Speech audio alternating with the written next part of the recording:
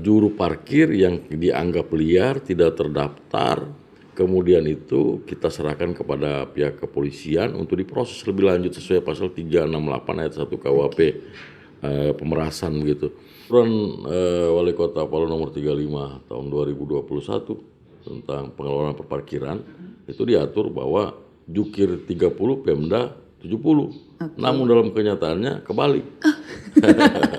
Jangan membayar retribusi parkir jika tidak diberikan karcis oleh jukir. Atau mungkin kalau kita tempel spanduk, kita lewat medsos saja. Tolong digencarkan itu. Masalah penutupan jalan ketika pesta. Oke. Wah itu Ya, sering, itu padahal juga. Pak Wali sudah selalu menginformasikan kalau jangan ditutup, tetap saja ada yang melakukan bahkan berhari-hari. Ya. Jadi itu apa nih dari Bapak sendiri sebagai Dinas Perhubungan untuk melakukan itu? Ini penyampaian kepada masyarakat bahwa penutupan jalan ini memang diatur dalam Perda dan dendanya besar 22 juta. 22 juta.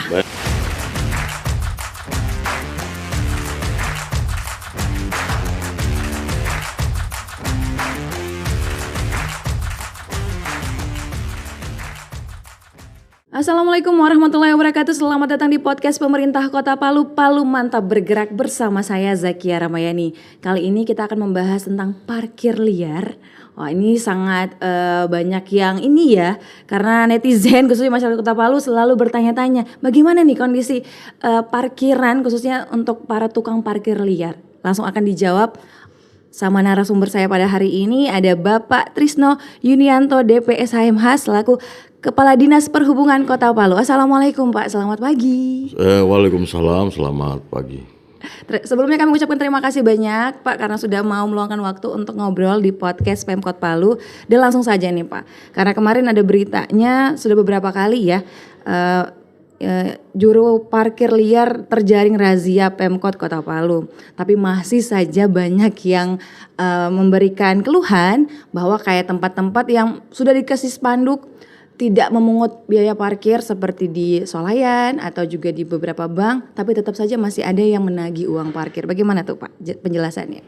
Ya, terima kasih atas undangan untuk menyampaikan informasi tentang perparkiran di Kota Palu, khususnya mengenai juru parkir liar ini. Jadi sejak saya menjabat Kadisub kurang lebih September 2020 lalu ada beberapa langkah yang lanjutan begitu yang telah dilakukan oleh Kadis sebelumnya, namun agak lebih mempertajam sedikit. Jadi sebelum kita masuk ke situ sebenarnya ada yang perlu saya sampaikan bahwa pemerintah daerah khususnya kami di SUP ini terkendala di aturan untuk menjerat daripada jukir itu sendiri. Ya, selama ini yang digunakan itu adalah pasal 368 ayat 1 KUHP.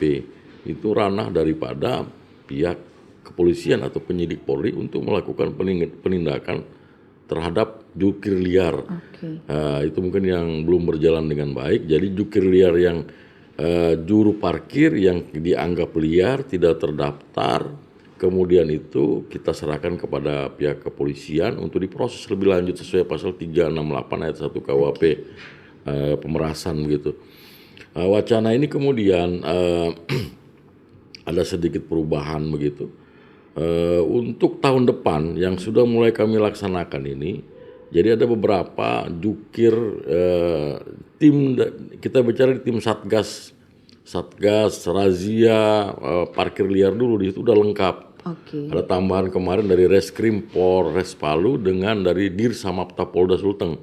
Jadi udah lengkap, ada PM-nya, ada TNI-nya, jadi gitu. Nah sekarang permasalahannya ketika ditangkap dan didapat itu, ini mau diapakan ini jukirnya sehingga yang sekarang ini yang udah ada, ini kan cuma dikasih pernyataan, habis itu dikembalikan lagi, dilepas lagi. Pernyataan nggak cukup. Belum ada satu efek jerah yang mereka kemudian, jangan jadi jukir, kita akan ditangkap, akan diginikan. Nah, tapi yang sekarang ini yang berjalan kan cuma pernyataan, kita sampai habis itu mereka suruh balik lagi. Ya tentu dia akan balik ke situ lagi. Jadi ini nggak bisa dibiarkan ke depannya. Yang sudah kami rancang ini ada revisi Perda tentang penyelenggaraan lalu lintas angkutan jalan, peraturan daerah Kota Palu. Di situ ada satu pasal yang menyatakan bahwa yang melaksanakan kegiatan sebagai juru parkir dia wajib terdaftar di Dishub. Jika tidak, maka kita anggap dia juru parkir liar dan langsung kita sidang tipiring saja begitu. Sidang tindak pidana ringan, ancamannya misalnya kita bilang dikurung 10 hari, 10 sampai 3 bulan itu kalau di tindak pidana ringan. Itu yang wacana dari kami. Sehingga itu kemudian bisa merubah paradigma jukir, jangan main-main. Betul. Ada efek jerahnya Jadi saya tidak melihat dia melakukan pungli atau pemerasan, bukan kalau di perdanya. Saya melihat dia itu sah tidak sebagai jukir dulu. Kalau ketika kami razia, dia kemudian tidak terdaftar di Dishub, tidak memberikan atribut, udah kami angkat aja dulu. Kami angkat, baru kami proses, karena ini sudah masuk dalam ranahnya, itu ketentuan peraturan daerah. Kayak gitu. Kalaupun misalnya dia jukir liar, namun ada beberapa yang dia tidak gunakan rompi, tidak menggunakan, itu bisa juga kami angkat. Ya, jadi jukir liar juga tidak. Jadi bukan dilihat kepada tindakan pemerasannya, bukan, atau pungutan liar, tapi kepada keabsahan melakukan kegiatan pungutan. Itu maksud saya. Betul. Dan ini apakah aturan ini sudah disahkan nantinya atau rencananya kapan tuh Pak? Ya, sudah kami merancang. Jadi mudah-mudahan kami kemarin dengan DPR juga sudah minta bantuannya DPR agar kami akan merevisi Perda tentang penyelenggaraan lalu lintas. Jadi mungkin caturan pertama itu sudah, sehingga sudah tahun depan udah bergerak begitu ke arah itu. Ya memang sangat ini ya, karena kalau cuma surat pernyataan pasti tidak jelas sama sekali. Apalagi mungkin sudah kebiasaan bertahun-tahun dapat uangnya dari sana. Dan memang kemarin sempat juga dijelaskan oleh Bapak Wali Kota sendiri bahwa untuk biaya parkir sendiri kan sudah masuk jadi anggaran nih untuk Pemda. Di mana yang dulunya mungkin lebih besar didapatkan oleh tukang parkirnya, untuk Pemdanya sedikit, malah ini sekarang berbalik ya. Berapa persen ya? Sekitar 70 atau berapa persen? 70-30. Dalam peraturan Wali Kota Palu nomor 35 tahun 2021 tentang pengelolaan perparkiran, itu diatur bahwa jukir 30, Pemda 70. Namun dalam kenyataannya kebalik. Yang saya dapat kebalik, yang mereka yang 70, kita yang 30. Jadi itu yang mau dikasih. Tapi dalam pengertian saya katakan, apa yang harus saya lakukan sekarang ini ketika di Dinas Perhubungan, saya kendalikan dulu jukirnya nih. Kalau kita nggak bisa kendalikan mereka, susah. Kita mau ngomong apa aja nggak bisa jalan. Makanya saya kendalikan dengan aturan demikian, ya mudah-mudahan sambil saya sosialisasikan terus dari sekarang sebelum betul-betul kita berlakukan perubahan revisi Perda itu. Benar-benar. Jadi memang harus pendekatan dulu ya ke teman-teman ini untuk tahu aturan barunya yang akan berlaku nantinya di awal tahun, dan juga walaupun disampaikan sudah berubah ini untuk biaya parkir 70 untuk pemerintah, 30 untuk tukang parkir, tapi kenyataannya masih susah masih sulit untuk diterapkan karena memang landasan hukumnya belum kuat kali Pak ya. Dan kalau saya sebagai masyarakat nih Pak, apa yang kita harus lakukan ketika misalnya nih ya, kita lagi parkir terus ada orang yang lagi parkir, kita melihat ini tukang parkirnya resmi atau enggaknya dari rompihnya kan, karena kan juga banyak yang pakai rompi ternyata nggak sah nih. Apa yang harus kita lakukan kalau ternyata memang dia parkir liar, atau kita harus foto atau gimana nih, kita laporkannya kemana? Jadi tinggal paradigma kita di Kota Palu. Saya sampaikan kemarin kita melakukan studi tiru di beberapa daerah di Jawa. Mereka sudah lebih maju dalam pengelolaan parkirnya. Jadi kalau misalnya di daerah-daerah yang Jawa sana, jika jukir tidak memberikan karcis, maka mereka tidak akan membayar. Kenyataannya di Kota Palu, jukir berikan karcis atau tidak, tetap transaksi itu berjalan. Jadi pembelajaran kepada masyarakat juga. Permasalahannya yang kedua, masyarakat ini sebenarnya kan kalau sebenarnya nggak mau ribet gitu. Gara-gara uang 2.000 ribut sama jukir.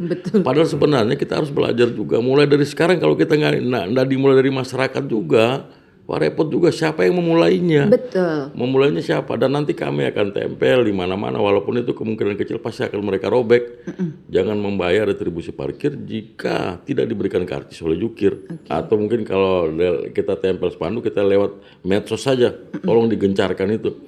Dan itu memang tidak ada, harus mereka kasih karcis baru kita bayar. Nanti kita tulis, silakan aja kalau misalnya mereka kemudian melakukan tindakan-tindakan di luar daripada itu, segera hubungi kami, nanti kami langsung turun.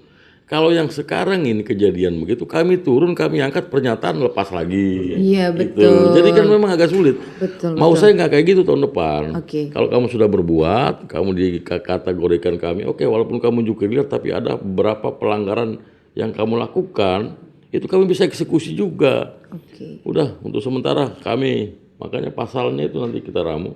Iya. Sehingga ada efek jerah bagi mereka, nggak main-main nih. Betul. Nggak bisa maksa, nggak bisa ini. Tapi yang sampai udah tahun-tahun ini nggak jalan itu. Iya. Jadi nggak jalan, jadi lepas aja kayak gitu. Jadi proses pembelajaran dari masyarakat juga. Nanti kita tulis, kita di medsos semua, silakan hubungi ini jika ada terjadi misalnya tukang parkirnya marah-marah apa semua. Iya. Nah itu yang memang apalagi kita kaum wanita ya biasanya agak takut nih Iya. lihat mukanya sudah serem. Iya.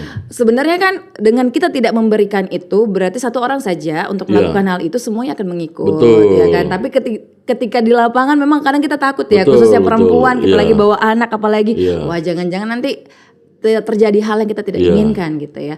Makanya lebih enaknya memang ternyata kalau kita melihat tukang parkir kita minta karcisnya dulu. Betul, Pak, silakan. Kalau memang tidak ada, yang kita juga dapat informasi kan ada bisa bayar pakai barcode nih Pak. Apakah itu masih berlanjut sampai sekarang? Karena beberapa kali aku lihat ada barcode yang tidak ada gitu. Itu nggak jalan lagi. Belum ya? Iya, Oke. sudah pernah tapi nggak jalan lagi sampai sekarang. Oke, terkendalanya di mana tuh Pak? Terkendalanya karena itu dari jukir sendiri yang kita sulit mengendalikan itu masalahnya kan mereka tidak mau melaksanakan segala macam alasan apa itu gagap teknologi lah nggak semua HP kita HP Android Pak kami cuman jukir apa kayak gitu jadi banyak lah tapi itu versinya mereka makanya sekarang yang saya lakukan upaya gimana biar kita bisa tekan mereka itu yang nggak ada paling kita tekan dengan pernyataan aja. Betul. Itu yang sampai sekarang nggak bisa bikin apa-apa gitu. Betul.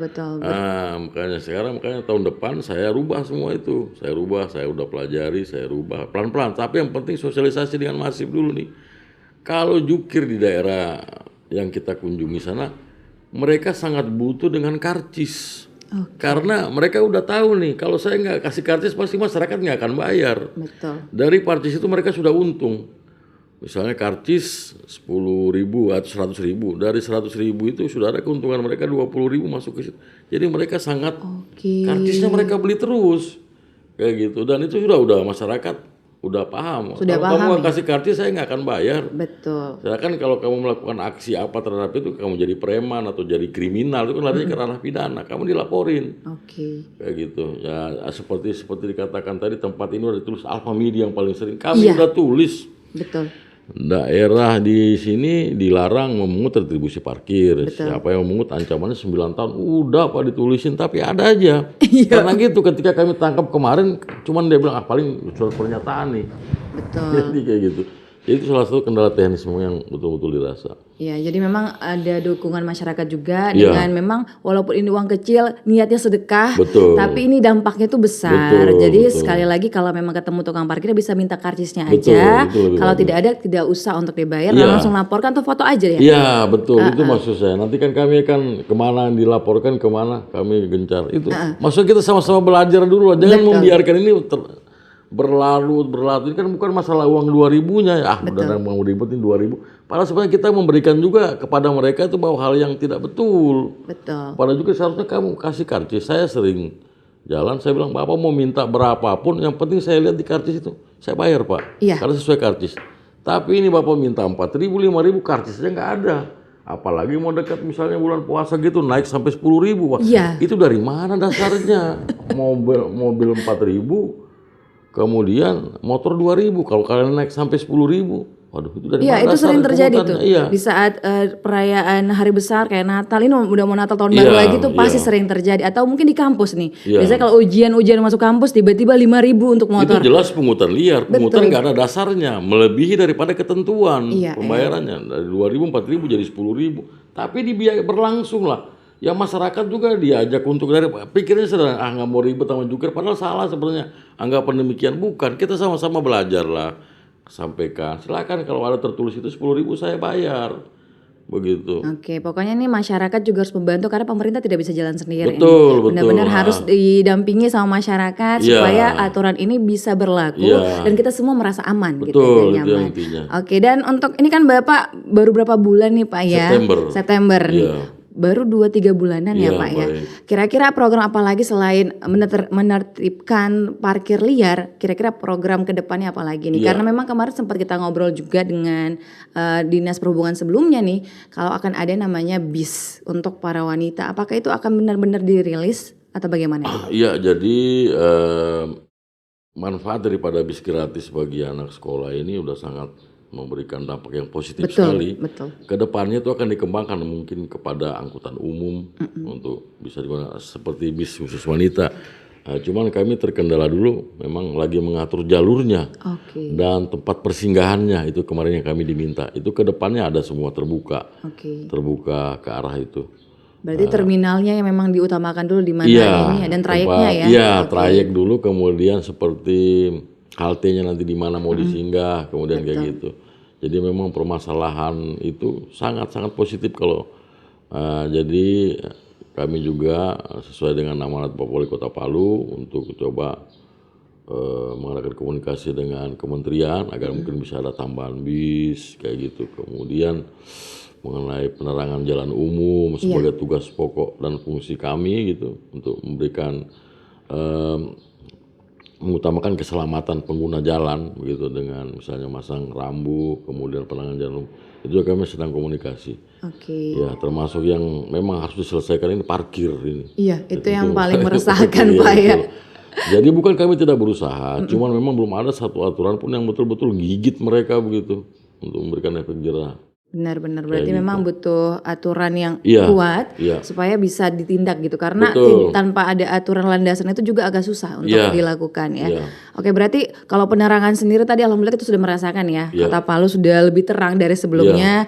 Jalanan-jalanan sudah lebih walaupun jalan-jalan kecil perumahan itu sudah hampir Iya. semuanya tuh terang. Tapi ini yang kemarin kasus yang lagi sangat heboh Pak tentang begal nih Pak. Oh iya. Itu barusan terjadi ya berita Iya. kemarin ada ojek online yang ternyata harus terenggut nyawanya Iya.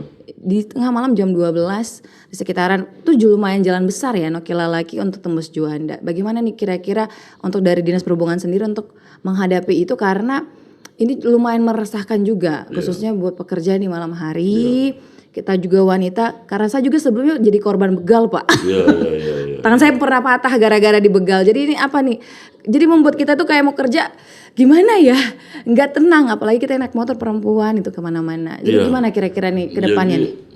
Ke depannya memang itu kalau masalah angkutan online ini kan sama sekali kami kabupaten kota nggak ada kewenangan apa-apa. Dia batas di provinsi. Oke. Jadi orang mau ngomel silakan aja karena nggak ada sama kita bisa intervensi kepada mereka itu nggak ada dasarnya Oke. kabupaten kota.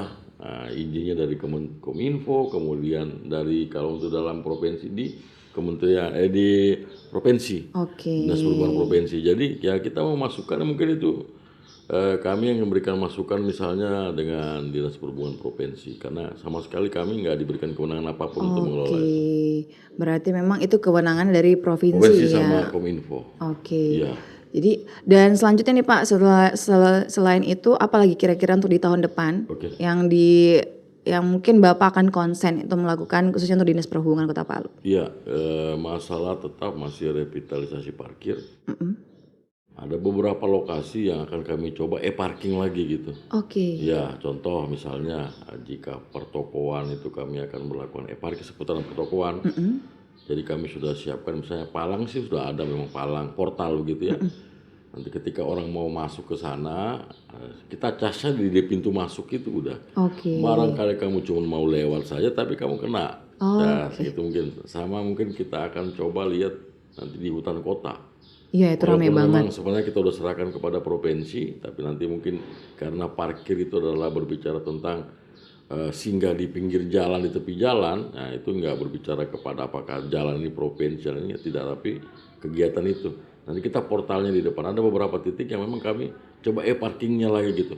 Karena memang kalau kita memulai, yang penting dia berjalan ini sinergi gitu antara kita mengendalikan jukir dengan program kita. Iya. Kalau sekarang apapun program pemerintah jukirnya nggak mau ngikut Betul. karena nggak bisa dikendalikan mereka. Jadi sambil berjalan sinergi. Oke. Kalau kita udah bisa kendalikan itu, kemudian kita sudah melakukan parking revitalisasi parkir juga berjalan ya.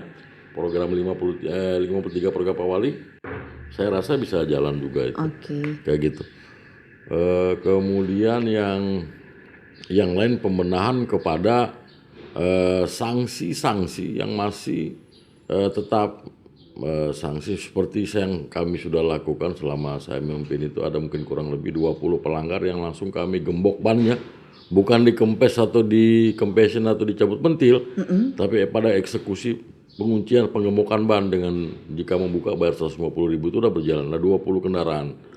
Yaitu khusus untuk di tempat-tempat yang memang sempit tapi mereka bandel gitu, parkir di trotoar, parkir seperti satu arah, mereka parkir dua arah, itu pasti kena gembok gitu.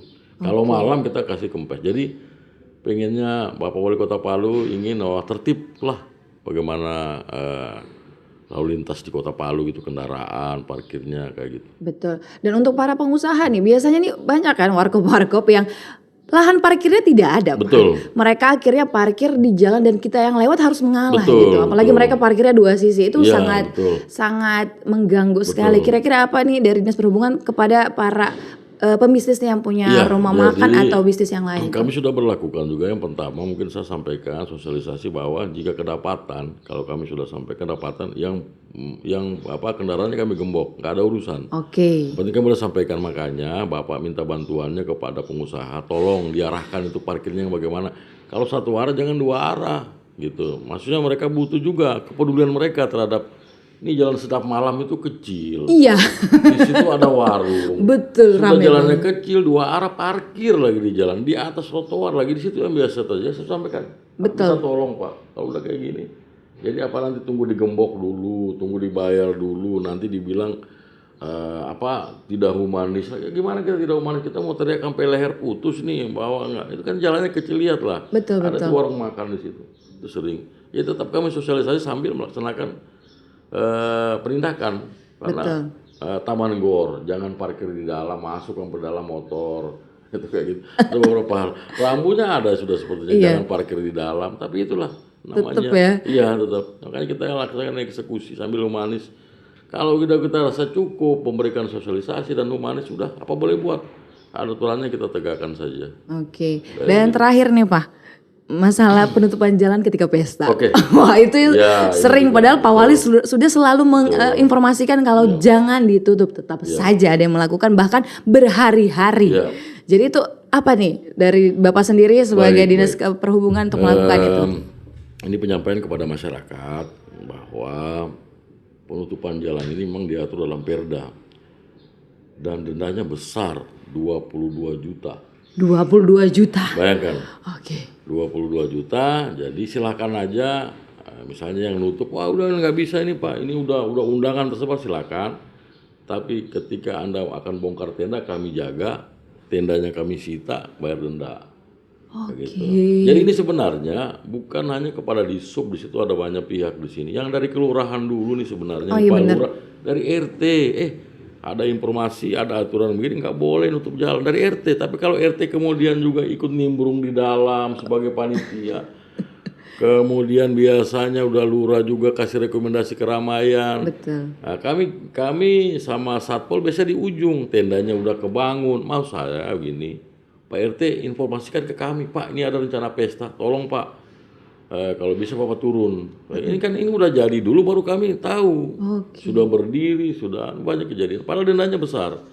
Jadi untuk jalan-jalan utama tidak ada kebijakan apapun kecuali mungkin untuk kedukaan sama kegiatan nasional.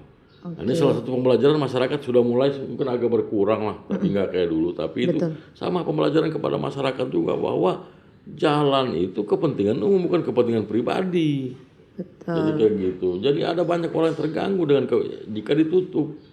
Jika ditutup. Dan dendanya besar itu 22 juta untuk menebus tendanya. Kami sampaikan sudah kepada seluruh pengelola tenda di Kota Palu. Jangan Pak, kalau memang nggak di jalan daripada Bapak rugi, nggak usah dipinjamkan tendanya. Silakan aja kayak gitu. Kalau misalnya jalan kecil, jalan buntu masih bisa kita bijaksanai. Tapi kalau jalan utama nggak bisa sama sekali. Sekali lagi itu dendanya sangat besar, 22 juta rupiah. Berarti memang ini harus kerjasama dengan pihak pengusaha untuk tenda juga ya. Betul. Benar-benar kalau tahu melihat lokasinya udah jalan besar dan Iya, ditutup semuanya. betul. Apalagi ini untuk kegiatan bukan kedukaan juga. Betul, Jadi memang langsung otomatis langsung diberitahukan ke Iya. mungkin pemilik atau orang yang menyewa. Iya. Kalau memang tidak bisa laporkan ke kelurahan juga Betul, bisa ya. betul. Oke, dan kalaupun menutup jalan setidaknya setengah ya Pak ya. Itu untuk kedukaan boleh, tapi setengah. Setengah ya. Iya, kalau untuk pesta sama sekali tidak Sama boleh. sekali tidak boleh. Tidak ya. boleh. Itu sering terjadi di daerah saya Nunu ya. Itu. Apalagi kemarin di jembatan itu ada yang pesta Ini tuh Pak ya. intinya Waduh. dari RT RW. Bener. Karena disitulah awalnya ini yang tahu. Kemudian RT kelurahan segera informasikan kepada kami, nanti kami yang turun, bukan apa-apa. Iya. Tapi kadang juga RT RW jadi panitia di kegiatan itu. Karena keluarga mungkin. Jadi repotnya di situ. Padahal dendanya udah sangat besar, 22 juta rupiah. Bener. Dalam perda. Jadi mungkin Anda mungkin sebagai ketua RT kayak aduh kayak nggak bisa negur karena keluarga ya sudah langsung hubungi saja dinas Betul, perhubungan. Nanti dari dinas perhubungan yang langsung komunikasikan langsung dengan orangnya ya. Jangan sampai sudah berdiri tendanya baru kita pusing bersama gitu. Oke. Dan terakhir nih Pak, pesan untuk masyarakat Kota Palu khususnya di tahun 2023 mau tahun baru nih ya. Iya. Natal tahun baru pasti sangat rame di jalan-jalan. Ini apa nih pesan Bapak nih kepada masyarakat? Jadi saya harapkan misalnya masyarakat yang berprofesi sebagai jukir ada dua hal yang saya tekankan. Yang pertama, jangan menarik itu retribusi parkir di luar ketentuan yang sudah diatur. Yang kedua, jika mengatur SRP atau satuan ruang parkir itu tolong jangan sampai 2 atau 3 lapis karena akan sangat mengganggu lalu lintas yang lain begitu. Jadi saya harapkan marilah kita untuk sama-sama kita menjaga ketertiban di jalan raya dengan masyarakat untuk menyambut Natal dan Tahun Baru. Mungkin itu yang sudah saya sampaikan. Oke, dan terima kasih banyak Pak sudah mau meluangkan waktu untuk ngobrol di sini dan mungkin nantinya di awal tahun nanti bisa ngobrol lagi Pak ya. Siapa tahu ada program-program lainnya atau kebijakan lainnya untuk masyarakat Kota Palu. Dan buat semuanya jangan lupa di-share informasi ini karena sangat bermanfaat agar lebih banyak lagi masyarakat Kota Palu yang tahu tentang hal ini ya, khususnya tentang juru parkir liar. Terima kasih sekali lagi, jangan lupa di-share, di-like dan di-subscribe YouTube Pemkot Kota Palu. Saya Zakia Ramayani pamit. Wassalamualaikum warahmatullahi wabarakatuh. Waalaikumsalam.